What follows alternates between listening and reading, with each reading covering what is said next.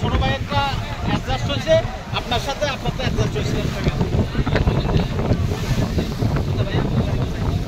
ভাই আপনি সরে যান।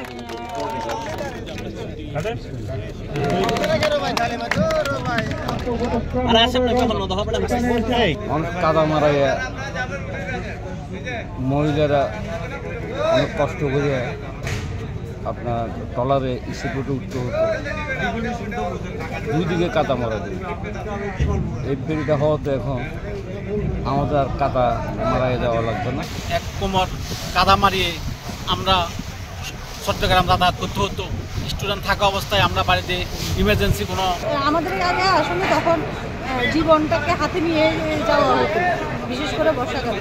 তো এখন তো যেহেতু ফেরি দিয়েছে, আশা করি সন্দ্বীপবাসীর যে দীর্ঘদিনের যে দুর্ভোগ সেটা এখন কিছুটা হলেও লাঘব হবে।